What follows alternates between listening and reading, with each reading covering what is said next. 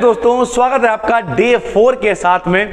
3 दिन हम लोगों ने कंप्लीट कर लिया। आज 4th और 5th वीडियो आपको देने वाले हैं और कोशिश करेंगे 6th तक भी हम लोग पहुंच जाएं। चलिए सर शुरू करते हैं। फिजिक्स की यूनिट नंबर 4 एक एक करके समझाएंगे आपको। For the normalisation of psi, सबसे पहले तो आपको पहचानना आना चाहिए। ठीक है सर, काफ़ी सारे लोग पहले से पहचानते होंगे लेकिन नहीं पहचानते हैं तो कोई बात नहीं, हम जान पहचान करवा दे रहे हैं। ये जो ऐसे करके बना हुआ इसे कहते हैं साई। क्या मानते हैं मेरे भाई? साई। श्रोडिंगर ने एक वेव इक्वेशन दी थी सर। ठीक है, श्रोडिंगर का नया वाला जो मॉडल आया परमाणु को समझाने के लिए, एटम को समझाने के लिए। जैसे आपने छोटे क्लासों में पढ़ रखा होगा, पहले कौन से मॉडल चलते थे? थॉमसन का मॉडल चलता था, रदरफोर्ड का चलता था, नील बोर का चलता था, सोमरफेल्ड का चलता था। इस तरीके के मॉडल पहले चला करते थे सर। ठीक है, तो फिर एक आदमी आया श्रोडिंगर, जिसने अपनी एक इक्वेशन दी, पूरा डिटेल बताया कि किस तरीके से जो है कोई स्मॉल पार्टिकल होगा वो चलेगा, अपने पीछे वेव छोड़ेगा। ठीक, उसके लिए पूरी एक इक्वेशन दी इन्होंने जो कहलाई श्रोडिंगर वेव इक्वेशन। उसमें इन्होंने जो फंक्शन माना वो फंक्शन क्या माना? साई माना। ठीक है सर, फंक्शन सभी को पता होगा क्योंकि आप 4th सेमेस्टर हैं और सभी के पास मैथ होगी जो फिजिक्स पढ़ रहे हैं। तो एक फंक्शन जो उन्होंने माना उसे माना साई सर। ठीक है, तो वैल्यू तो कितना मेरे भाई? साई स्टार की जो वैल्यू है वो कितनी होनी चाहिए मेरे भाई? वो होनी चाहिए 1। कितनी होनी चाहिए? 1। सर जी साई तो चलिए फंक्शन हो गया, साई स्टार क्या है?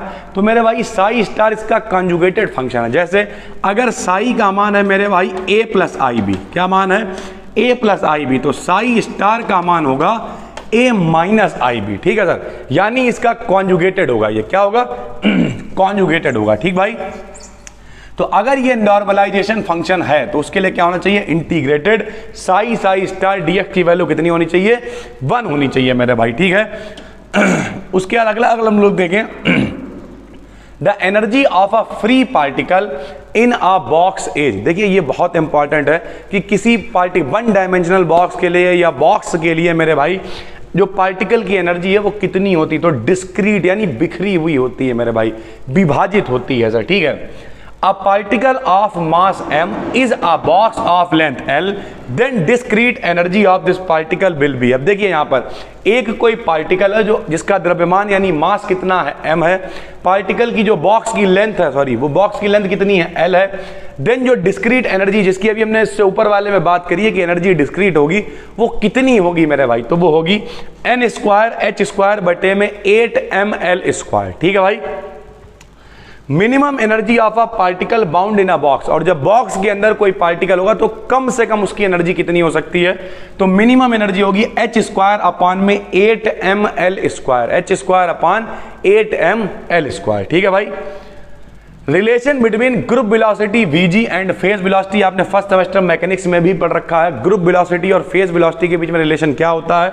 तो ये होता है bp इंटू bg बराबर c स्क्वायर। सर जी c क्या है? c वेलोसिटी ऑफ लाइट है भाई, सीधी सी बात है, प्रकाश की चाल है। इफ वेव फंक्शन, कोई वेव फंक्शन दे रखा है कैसे? साई बराबर a sine pi x upon a e की पावर माइनस का i e t upon h bar is a normalised wave function. ये एक नॉर्मलाइज्ड फंक्शन है। तब a का मान कितना होगा? इसमें जो a दे रखा, तो a का मान होगा मेरे भाई अंडरवुड a अपॉन 2। ठीक है सर, मल्टीपल आपका पेपर है, जितनी प्रैक्टिस कर सकते हो करो। हम भी बहुत सारी प्रैक्टिस करा रहे हैं, बहुत सारी चीजें आपके लिए लेके आ रहे हैं। जो भी दिक्कतें हैं उन्हें कमेंट में बताओ। अगर ऐप पर देख रहे हो सर तो आपके पास व्हाट्सएप नंबर होगा, उस पर अपनी समस्या बताओ। जो बड़े बड़े टॉपिक है, कॉम्पिटेंट इफेक्ट है, वो हम उसकी वीडियोस भी डाल रहे हैं साथ ही साथ में।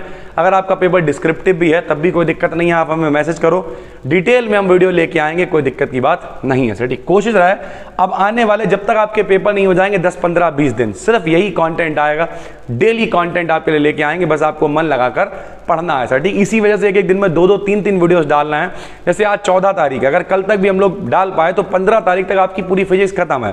केमिस्ट्री में जो थोड़े बहुत क्वेश्चंस रहेगा हम उन्हें करा देंगे। अगर आपको नहीं पता है, जो लोग इस चैनल पर देख रहे हैं, तो अपना एक दूसरा चैनल है BDKDN, जो अपना मेन चैनल है, उस पर लगभग 2.5 लाख सब्सक्राइबर्स होने वाले। उस पर हमने केमिस्ट्री की 8 वीडियोस बना रखी हैं और वो सिलेक्टेड है। अभी उनमें हम लोग और वीडियोस ऐड करेंगे, तो टेंशन नहीं लेनी है, बस मन लगा के पढ़ते रहना है सर। ठीक है, for linear harmonic oscillator energy eigen values will be. जो लीनियर हार्मोनिक ऑसिलेटर है उसका आइजेन वैल्यू क्या होती है यार? पहले तो मैं ये बता दे रहा है। होता क्या है, श्रोडिंगर ने ही बताया कि कुछ कंडीशनें हैं, जैसे अगर साई की वैल्यू फाइनाइट है, पता कर सकते हो, ठीक है, इस तरीके की मतलब 4-5 कंडीशंस बता दी उन्होंने। अगर ये कंडीशंस फॉलो होंगी तो उन वैल्यूज को कहेंगे आइजेन वैल्यू, उन फंक्शंस को कहेंगे आइजेन फंक्शंस। अगर वैल्यू फॉलो नहीं होंगी, कंडीशंस फॉलो नहीं होंगी, तो फिर वो किसी काम के नहीं है, वो आइजेन फंक्शंस नहीं कहलाएंगे, वो नॉर्मल फंक्शन कहलाएंगे। तब कितनी वैल्यू होगी एनर्जी की, तो E बराबर होगा n+1/2 hν। ठीक है मेरे भाई, ये फंक्शन की वैल्यू होगी।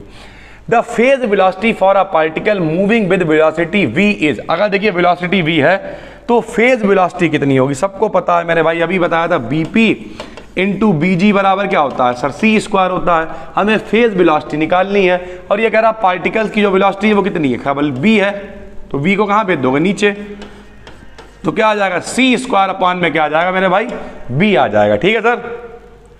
इफ साई बराबर a e की पावर -α(x²/2), एक फंक्शन दे रखा है, कह रहे अगर ये फंक्शन नॉर्मलाइज्ड वेव फंक्शन है तब a की वैल्यू कितनी होगी। तो देखो मेरे भाई, a की वैल्यू पूछेगा आपसे कई बार, ठीक है, जो यहां पे लिखा हुआ है α/π1/4, इस टाइप के जो फंक्शंस होते हैं उनका सोल्यूशन होता है। ये कहां से उठा ला भाई, पूरा सॉल्व करना पड़ता है, ठीक है।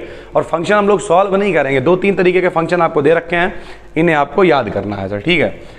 The probability of finding a linear harmonic oscillator with in classical limits, अगर कोई लीनियर हार्मोनिक ऑसिलेटर है क्लासिकल यानी पुरानी कंडीशंस के हिसाब से, उनमें प्रोबेबिलिटी ढूंढने की क्या परसेंटेज हो सकती है, तो वो हो सकती है 84%। ठीक है भाई।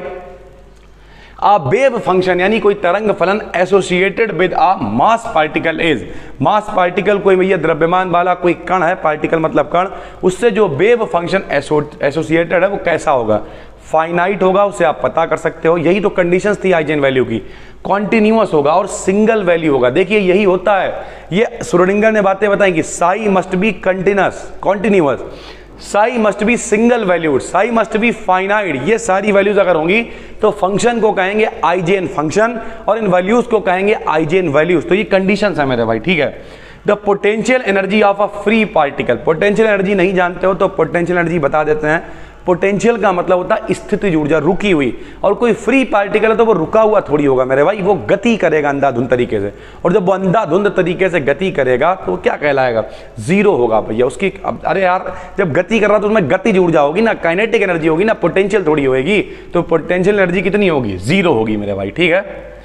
The value of energy for which Schrodinger equation can be solved, यानी value of energy for which, वो उस एनर्जी की वैल्यू बताओ जिसके लिए श्रोडिंगर वेव इक्वेशन को सॉल्व किया जा सकता है, तो वो वैल्यू कहलाती है आइजेन वैल्यू। अभी हमने आपको बताया सर, ठीक है। विच इज राइट रिलेशन, कौन सा रिलेशन सही है, तो बीजी बराबर होता है डी ओमेगा अपॉन डी के, बीजी बराबर डी ओमेगा अपॉन डी के होता है, ये फार्मूले आपको पता होने चाहिए। The potential energy of hydrogen atom in ground state, यानी दो अवस्थाएं होती हैं, एक निम्नतम अवस्था, एक उच्चतम अवस्था। निम्नतम को कहते हैं ग्राउंड स्टेट, उच्चतम को कहते हैं एक्साइटेड या हायर स्टेट है, ठीक है। तो ग्राउंड स्टेट में जो एनर्जी है वो कितनी होगी, तो माइनस का 27.2 EV होगी, ठीक है। The wave length of matter wave, the wave length of matter wave, यानी जो तरंगे होती हैं उनके लिए क्या होती है तरंग दैर्घ्य, तो inversely proportional to the velocity of particle, यानी जो वेव लेंथ है तरंग दैर्घ्य है वो वेग के इनवर्सली प्रोपोर्शनल होगी, बटे में होगी सर, सरल भाषा में बताएं तो सर, ठीक है। तो फिर से बता दे रहा, अगर आपको हिंदी में कुछ बच्चों को दिक्कत होती है, the wave length of matter waves is, यानी जो द्रव्य तरंगे हैं उनकी जो तरंग दैर्घ्य है इनवर्सली प्रोपोर्शनल टू, व्युत्क्रमानुपाती होती हैं, the velocity of the particle, particle की वेलोसिटी के इनवर्सली प्रोपोर्शनल यानी व्युत्क्रमानुपाती होती हैं सर, ठीक है।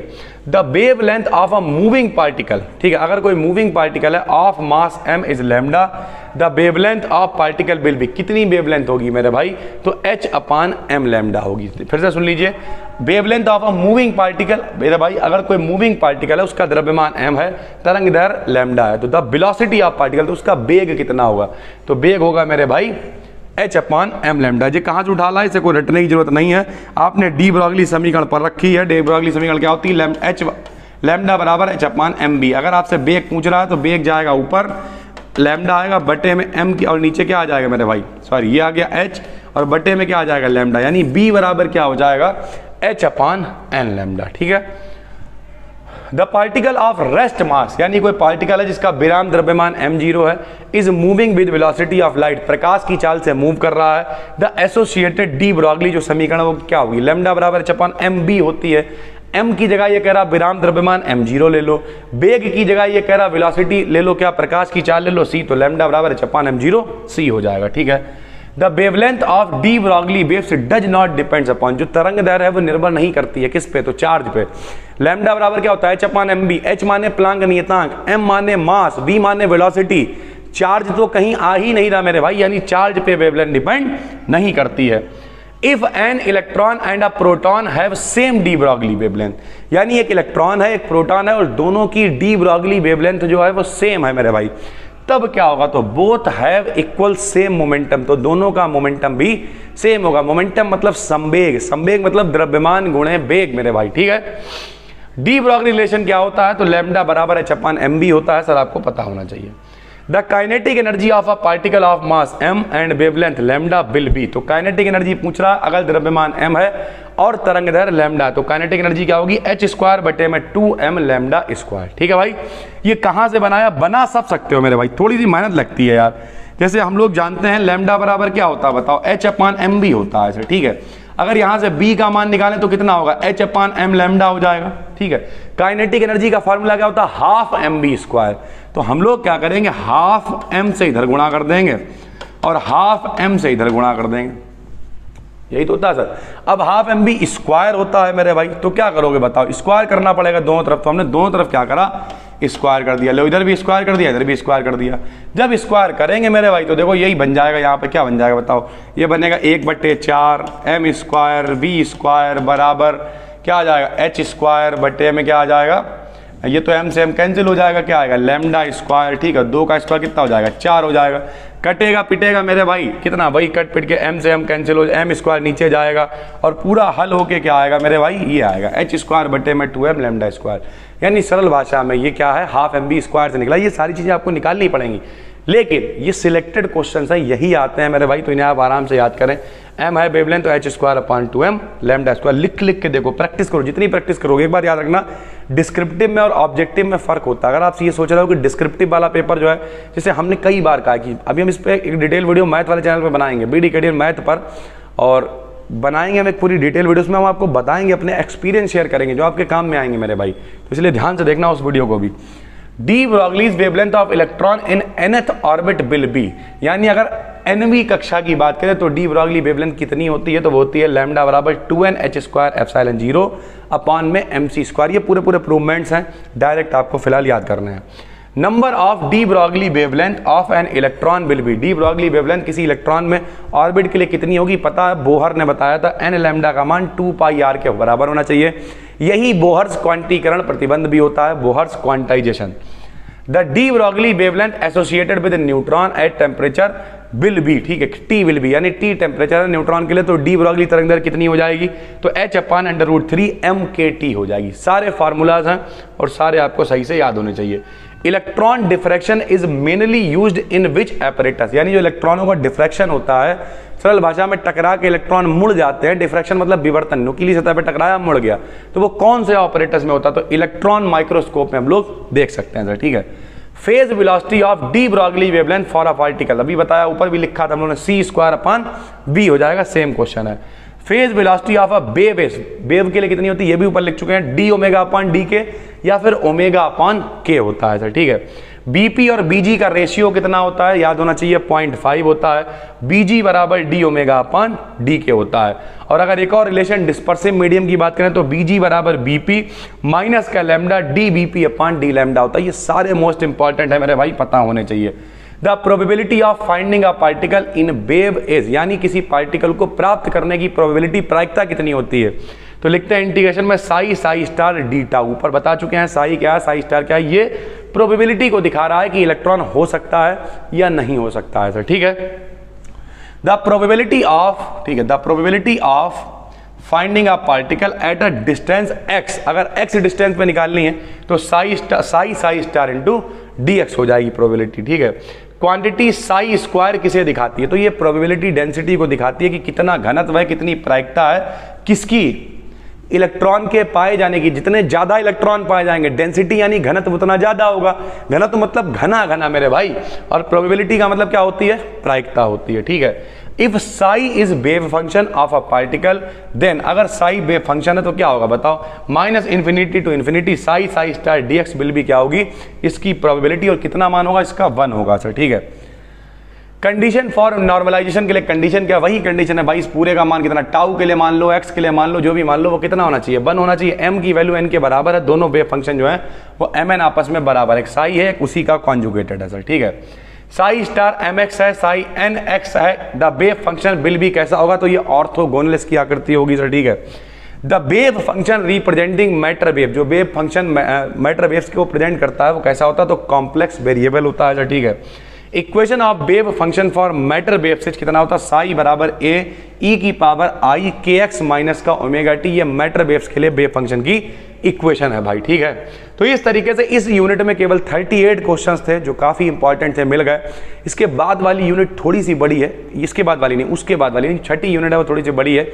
ये थी यूनिट नंबर 4, उम्मीद करते हैं आपके काम की है। ये आपको टेलीग्राम पे भी मिल जाएंगी पीडीएफ, और साथ ही साथ में एप्लीकेशन पे अगर आप देख रहे हो तो सारी चीजें यहीं पर आपको एक जगह पर मिल जाएंगी। बिल्कुल भी टेंशन लेने की जरूरत नहीं है, मन लगा के पढ़ना है, नीचे कमेंट करना, और कोई भी दिक्कत हो मेरे भाई, कोई भी दिक्कत हो तो क्या करना है, मैसेज कर लेना है व्हाट्सएप पे। व्हाट्सएप नंबर आपको सबको पता है 8604507939। फिर भी समस्या सॉल्व ना हो, क्योंकि इस पर मैसेज बहुत रहते हैं मेरे भाई, तो कॉल सपोर्ट है, आप कॉल कर सकते हैं 9044900263। इस पे आराम से काउंसलर आपसे बात करेंगे, आपको बताएंगे कि अभी क्या समस्या है, किस तरीके की दिक्कतें हैं सर, ठीक है। उम्मीद करते हैं पूरी बात आपको समझ में आ गई होगी। हम मिलते हैं आपसे एक और क्लास में, तब तक के लिए धन्यवाद।